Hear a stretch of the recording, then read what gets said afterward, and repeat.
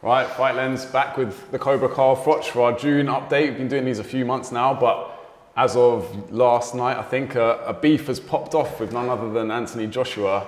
He's had a few choice words. He's getting a bit, I don't know, he's getting a bit riled up, is he? What's going on with AJ? Yeah, it's a mad one really, because I don't have much communication with AJ. You know, when you consider somebody a friend and you keep in touch with them, me and Anthony Joshua drifted apart when he turned professional. I was working for Sky. Because when you work for a broadcaster, you try and be independent. You don't want to be like, oh, he's my friend, I know him, so I'm gonna give him some good props and good commentary. I mean, he deserved all the credit that I gave him when he was fighting. He climbed off the floor to beat Klitschko, albeit an old man. And during my role as a broadcaster, I tried to be as neutral and as independent as I could be. Yeah. And I like Anthony Joshua.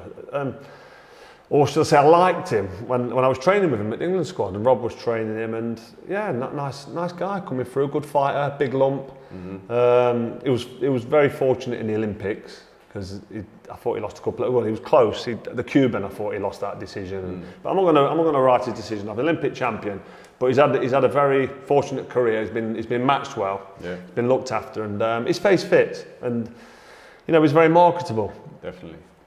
Drifted apart a little bit of late because he's parting with Rob McCracken, and that's totally his decision. Got nothing to do with me. If he can't work with Rob anymore, he's made the right decision. You've got to respect your coach, and you've got to be able to feel comfortable when you're in the corner with the guy you're working with, because you're relying on him in times of need. If you're having a bad round, you need to be able to draw on your coach and go out and change what's happening.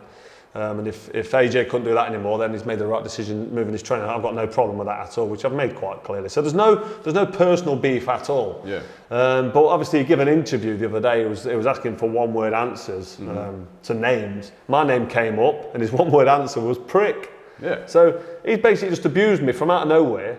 Blindsided and I just think, you, yeah, exactly, blindsided me. So it's a bit like, listen, if you've got something to say like that, give me a call. You've got my number, or.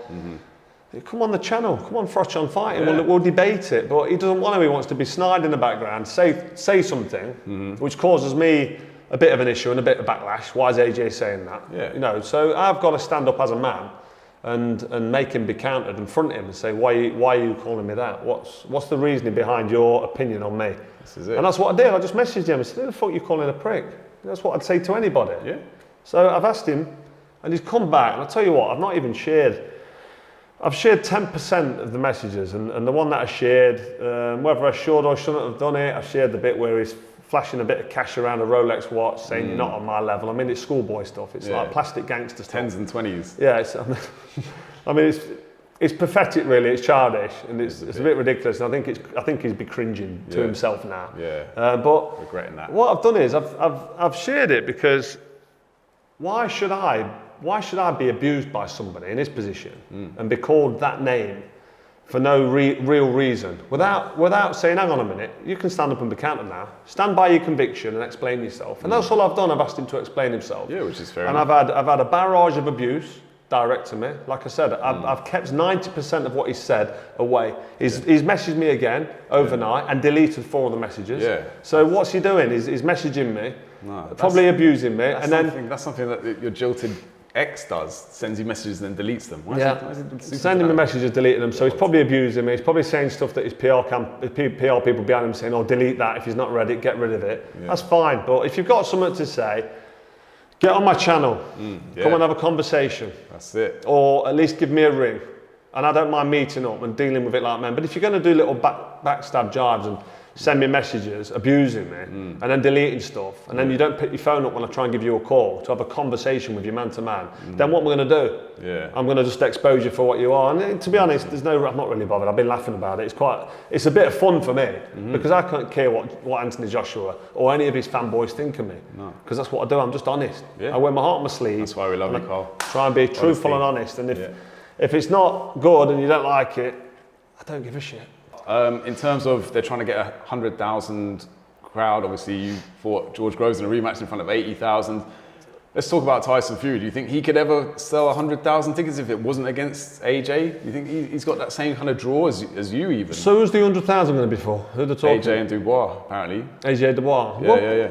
It might be. AJ's a big name. He's sold out Wembley before, hasn't he? I think Tyson Fury's only ever fought at Wembley once. Him and Klitschko did 90,000 apparently. I mean, I don't know who's counting these seats, to be honest. I saw some empty seats in the top tiers. But listen, I think an all-British affair, heavyweight.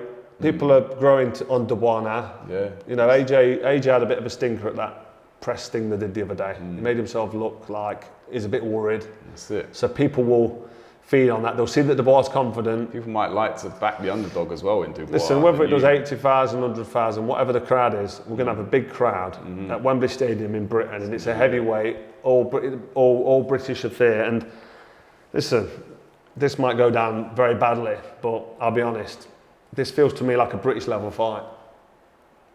This is British because Anthony Joshua, every time he stepped up to the plate, he's got beat. Yeah. Lost to Ruiz, lost to Usyk twice. He wasn't even in the fight with Usyk really. No. He had a couple of good rounds, but let's be honest, he got outclassed. He got class, yeah. Daniel Dubois lost to Joe Joyce, and he lost to Usyk. Yeah. Yeah. He was accused of quitting. I'm not going to say he quit, but he got beat quite conclusively. So these are two guys that lose at top level, fighting each other for a vacant world title. Yeah, it's not the creme de la creme. A title that Usyk's vacated, and Usyk's beat both of them. So they're not even fighting for number 2 position. But let's not downplay that. Still an exciting fight. It's a British level fight between two big heavyweights, and I think Dubois could go on and have a very good future. I think if Anthony Joshua loses, it could be the last we see of him. Yeah, it's true. Well, you were saying there that the heavyweight division at the moment isn't what it used to be. Like you said, Frank Bruno would have... Listen, it's all about timing, isn't it? Yeah. And the Frank Bruno that fought Lennox Lewis. Top of his game. Yeah, was that in Cardiff? I think it might have been. Back in the 90s, was it? Yeah, back in the 90s. That Frank Bruno beats Anthony Joshua. I'm sorry, but he just does. Yeah. Have a look at that fight if you've not seen it. Bruno Lewis. That was... That was a good one, and it is all about timing, and you can't hold that against Anthony Joshua or any of the current heavyweights. But it's very thin now. The landscape of heavyweight boxing. Yeah, it's not that much there. It's not what it used to be. No. Speaking of disrespect, AJ said about Fury, I've always said he's an idiot. He's very disrespectful. He has to step on people to make himself feel good. So AJ's just firing out shots at everyone, seemingly. Yeah. Do you think he's having a bit of a meltdown? You know what? Anthony Joshua might be going for a bit of a... I've always said he's a bit mentally fragile. Since losing to Ruiz, and he got his soul took away from him that night, let's be honest. Yeah. And he quit, didn't he? Yeah. It goes down as a technical knockout. That's never happened to the Cobra, by the way, which I did tell him. Cobra don't get knocked out. Good but stuff, yeah. He quit on his feet. Whichever way you want to look at it, he quit on his feet. Yeah. And I'm not going to hold that against him because he stayed with it and he came back, and you know he's rematch, yeah. He's tried to be great again, but he's realised he's not at the level because every time he steps up to a level and he's asked the question, he gets beat. And let's not forget, Usyk's a very talented, top quality fighter. Yeah, it's true. But he's a cruiserweight. Yeah, exactly. You know what I mean? He's a cruiserweight. Anthony just got so much size and strength on him, and you've got to be brave to use that.